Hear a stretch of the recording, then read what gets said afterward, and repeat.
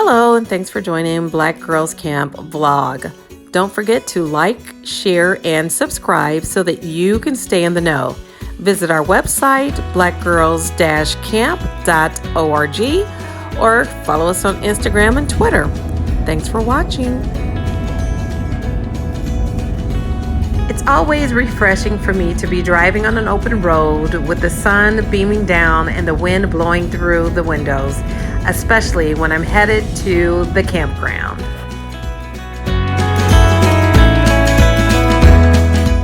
So I decided to drive a little over 2.5 hours just to support the Columbus chapter of Black Girls Camp, especially since this is their first official camp out.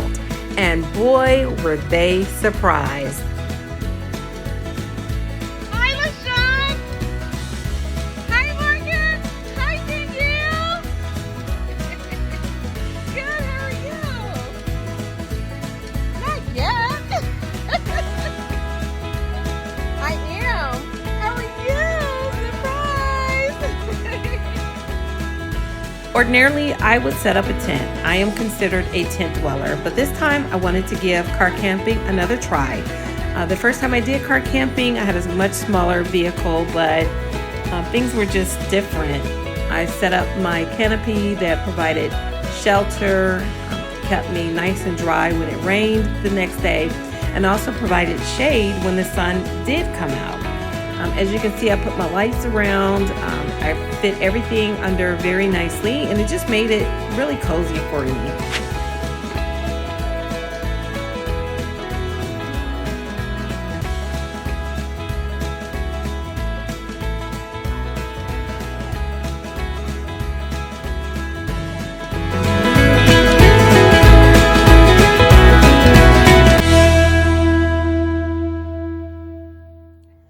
So this is going to be my living quarters for the evening.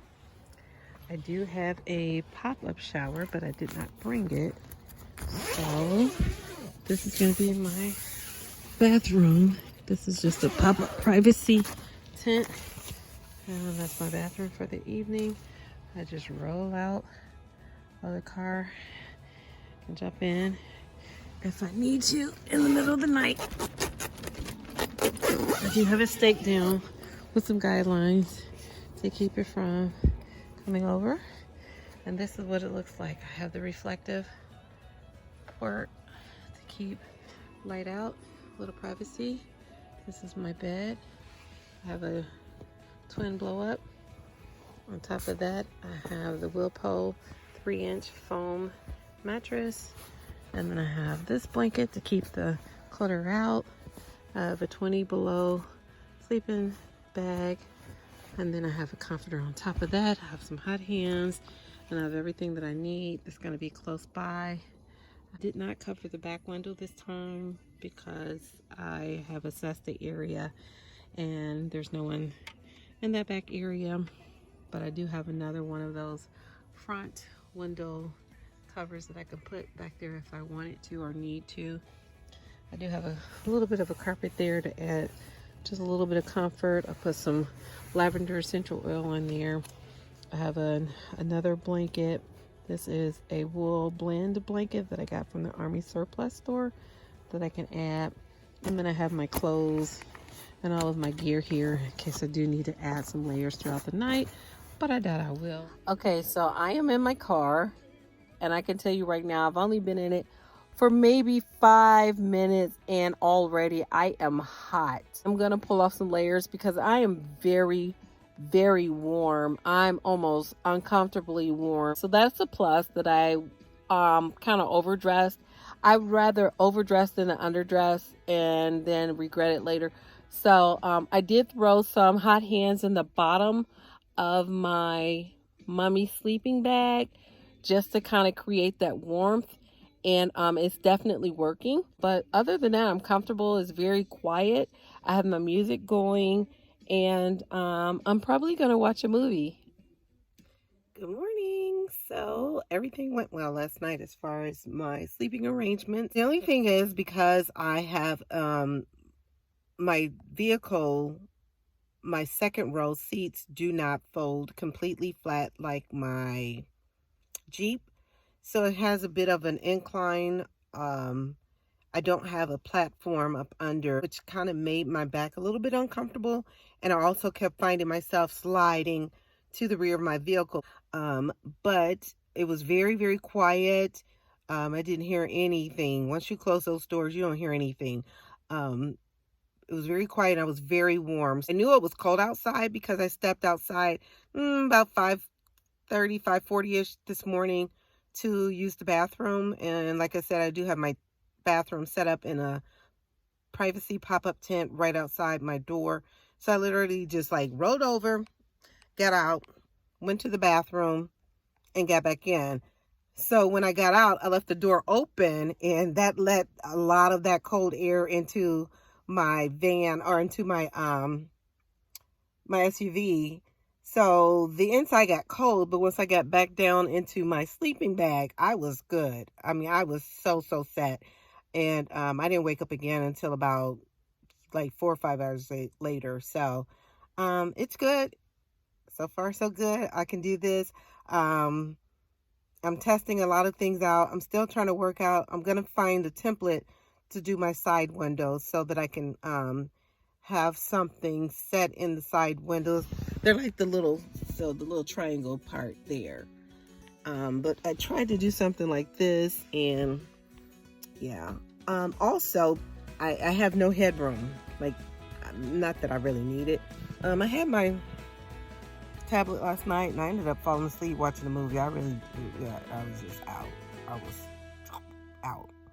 But I like it, and so we'll see what the day holds.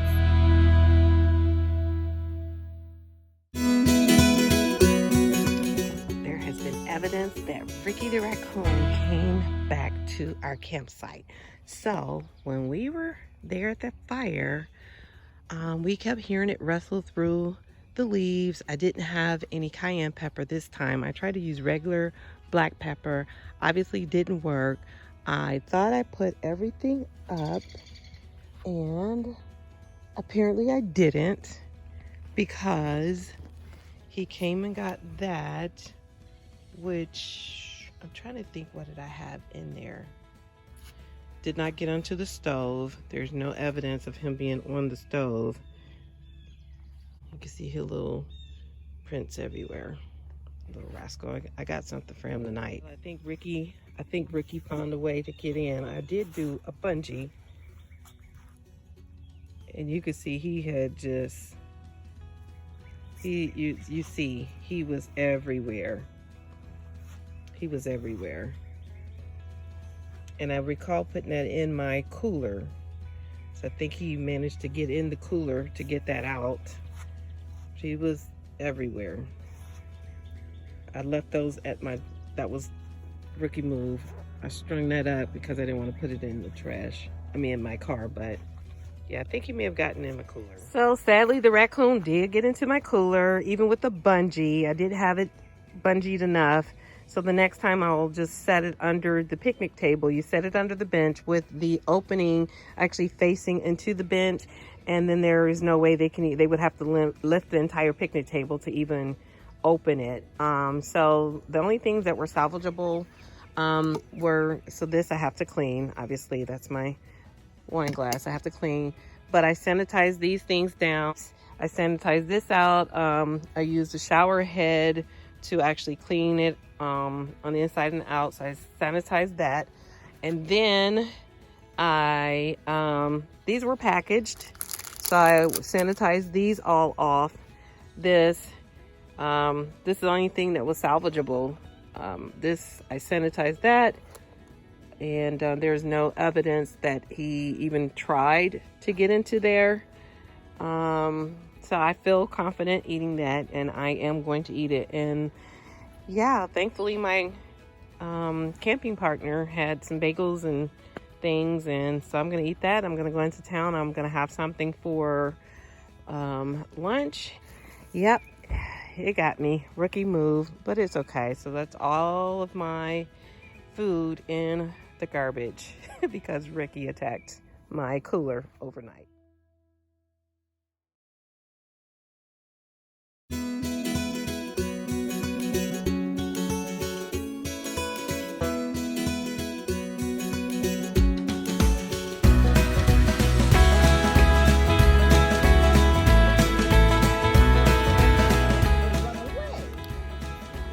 Exactly. And then they started increasing, but by the end of it, they just took the food. And we were just terrified. I wasn't.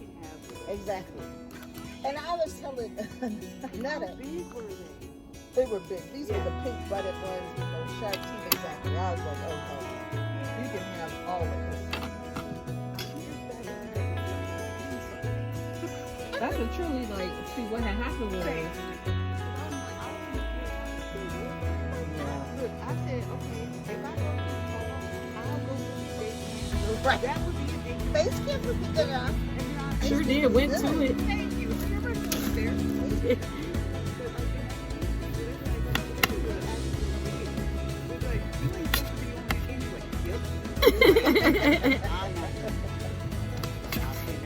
Pods.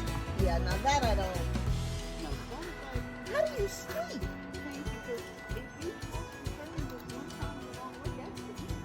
That's it. It's a wrap. It's a wrap. Here, let me find out the name. I love this movie. I'm telling you. I'm telling you. And I have friends who don't even say it like this.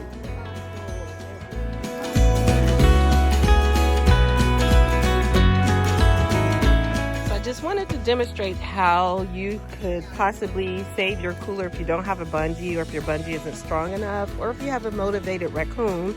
Like I had a motivated raccoon and must have been a pregnant mom. So if you take your cooler and you have the opening on this side and you set it up under the table and wedge it really well, they can't get into it because you can't open it, and they would have to be able to lift this to open it. So I think if you are near a picnic table such as this, you just do that, and you can have multiple ones going along the side. So if you have a lot of people traveling with you, or it may actually be time for me to upgrade to a Yeti. Stay tuned. So now we are going to walk over. This is Blanche. Hi, everybody. We are going to walk over to greet our other campers, BGC people. I'm in witness protection, and Annetta is blowing my cover, but that's okay. That's not really her name, though. That is just her. That's my witness That's protection her self name. So we're going to meet up with the other ladies from the Columbus chapter. So it looks like some of the ladies are maybe warming up in their cars. And this is their flag, the BGC flag that makes it official. That is one of the camp out areas. As you can see, they have their kitchen set up. There's their privacy pop-up screen I think they may use for the bathroom, and then their tent that they have covered with the canopy that adds a little bit more of an ambiance to their setup, makes it more home-like. And this is their the bonfire area. We're going to take you around to one of the tents. You always have to watch out for the guidelines. This is a teepee tent. Looks like a couple of them have that style tent. And this is some of the members from the Columbus chapter of Black Girls Camp. There's Shell, and that's Renee and Izetta. When you finish, come back and pick And then there is, oh, okay, cool. Another one of the setup, they put a tarp on top to help retain the heat, and also just in case there is rain. The rain flag will typically keep it together, but it's just a little extra layer. There's another teepee style tent. Then we're gonna come on this side, and they both have the Coleman pop-up Montana. One is a green, one is a blue set. They have their bathroom in the middle, and then that's their privacy. They can change, they can have their toilet set up in there or whatever. And this is Cassandra. Cassandra has one of the Montana blue, the Montana 8 WeatherTech tent. It's very spacious. It's more long than it is wide, but it's very spacious. It has the D door. It makes it very easy for her to get in and out if her hands are full. And then she has the tarp underneath to make sure that no rocks or roots puncture into the bottom of her tent. And this is the same style of tent. It's just a different color. And that is Patricia. And this is Patricia's first time camping with Black Girls Camp because this is their first event. So there we have it. Okay, Cassandra, what are you making? Potatoes, shrimp, peppers, yummy. It smells delicious. I'm not gonna tell what her secret spice is, because then she may have to kill me, and I won't be able to vlog the rest of it. But that is her lunch, and she has her mess kit that she is using, and then she's able to transfer it there, and she's good. And they're using a butane Coleman stove, and it runs off of the butane. And then you can also just do a simple salad. Very healthy. Just because you're camping don't mean you cannot be healthy, right? That's right. She does tell us about your salad, Patricia. This is called the jalapeno Really? Is that the move? crispy chicken salad. And it's really tasty. Yes. She has her water, and we do have a few little snacks. See, have a nice little combination.